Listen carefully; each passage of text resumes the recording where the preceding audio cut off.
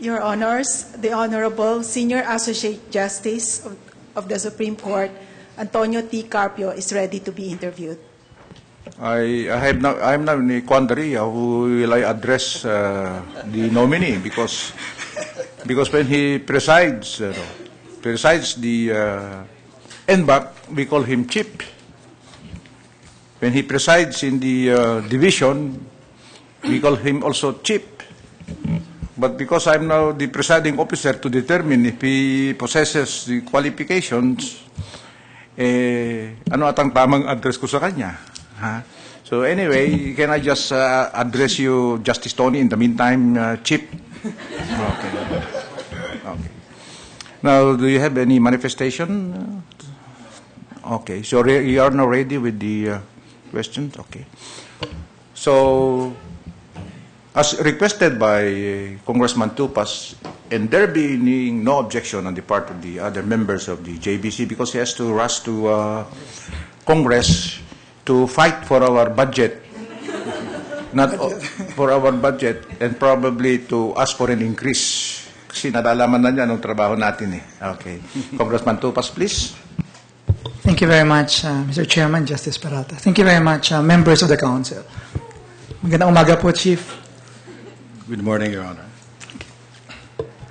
Ang unang katanungan ko lang, Chief, no, yung siguro of all the incumbent members of the judiciary or the Supreme Court, siguro ikaw yung pinakatamang tao na sumagot nito, yung regarding po sa seniority. Kasi tinatanong ko kanina, yung dati pag nagkabakante naman yung position ng Chief Justice, halos mga justices lang talaga yung senior yung nag-a-apply. Yung seriously consider. But now, na-open yung process. At mas marami pang nag-a-apply na outsiders. And when we impeached the former Chief Justice of the Supreme Court, of course we impeached the person. That was our thinking. But more than that, we're thinking also of reforming the judiciary and the Supreme Court in particular. Yun yung nasa isip po namin nung ginagawa namin po yun sa Kongreso. At ngayon may naririnig ako na sabi nila, may sektor po na sabi, mas maganda siguro ang outsider. Kasi paano mo ma-reforma yung sistema na mas matagal pa sa atin eh, di ba? Itong sistema dito, ang dito na tayo, parang kultura na ito. Yung mga problema natin. Paano ma-reforma sa sa mga taong andun na sa matagal na panahon rin? So, you can answer this, Chief, siguro, yung mga small questions na to, you can answer it, siguro isang sagot lang very briefly, na maapektuhan ba yung moral? Assuming hindi insider yung mapili. Just assuming. Assuming yung mapili yung outsider, maapektuhan ba talaga yung moral sa loob, honestly? Anong effect nito sa Supreme Court, sa judiciary? At ano ba yung ano ba tingin mo dito sa seniority na issue pagdating sa Supreme Court? Assuming na pinili yung senior o isa sa anim, makaka-institute ba talaga ng needed reforms ito? Considering na ang problema matagal na ito eh. At okay lang ba? Kaya ba ito ng insider na isolve yung problem? Siguro very briefly lang, Chief, yung those questions. Thank you.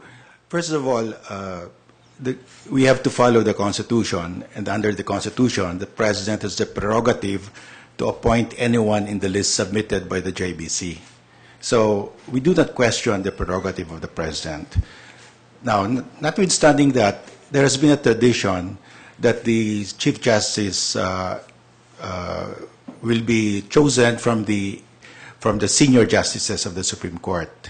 At least, I think there was... Tradition po. That's a tradition. Yes, that is a tradition. There was only one instance when the Chief Justice was appointed from the outside, and that was during the Japanese occupation. So, that has been a tradition. It's also a tradition in the appellate courts, like in the Court of Appeals. The presiding justice is chosen from the senior justices, also in the Sandigan Bayan, and even in the Court of Tax Appeals. So that tradition has encourage the incumbents in the appellate courts, including the Supreme Court, to look forward to the day that they will be senior and will have a chance to become Chief Justice. Now, will it demoralize them? I will not deny that it will be bad for their morale. But I will also say that the President has that prerogative. The Constitution gives him that right. It is like, for example, in the Armed Forces of the Philippines, the President is authorized to appoint as Chief of Staff of the Armed Forces anybody from the rank of Colonel up. But can you just imagine if a Colonel is appointed Chief of Staff? Although the President has that prerogative, tradition, wisdom, and everything else would dictate that he must appoint somebody senior among the general staff. So there are pros and cons here. Now, you're talking about, is it necessary to appoint an outsider to reform the judiciary? Well, in my view, I don't think it is necessary because you have impeached the Chief Justice and his person. You have not impeached the rest of the court. And in the court, we don't decide cases unanimously all of the time. In contentious constitutional cases, there are a number of justices who register strong dissents. So I don't think you can say that because the Chief Justice has been impeached, the entire court is also impeached. There is no guilt by association. Wala pong sinasabing gano'n. No? Hindi po sinasabi yun.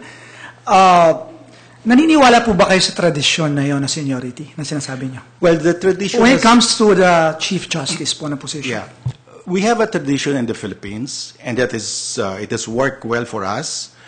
In the United States, they don't have this tradition. The Chief Justice can be appointed from the outside anytime. So it's a question of, there, if you appoint an outsider from a Chief Justice from the outside, there will be no demoralization because they expect that. Here, people expect that you appoint from the inside. And I think that is the situation here. But again, I want to emphasize that it is the prerogative of the President to appoint anyone in the list submitted by the JBC. And I'm the first to respect the Constitution. If the President appoints an outsider, I fully respect that. And let's say, assuming po na mangyari yun, you can work harmoniously. Of course. Okay. Yung kapansin-pansin po, no, nung before ng trial, ng impeachment, January 16 kasi yun eh.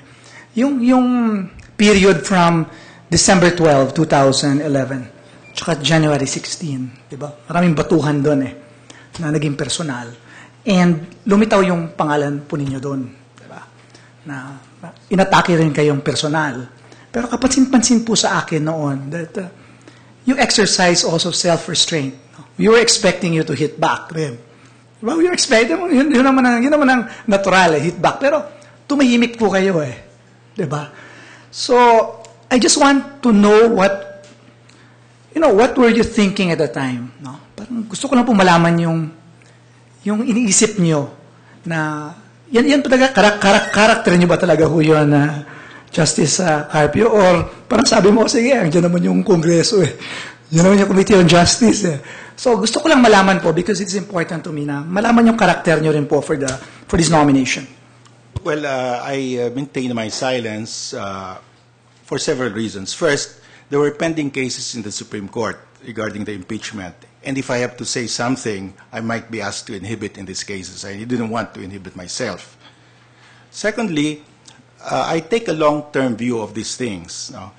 At the end of the day, all these accusations will be exposed as false because I know they're not true.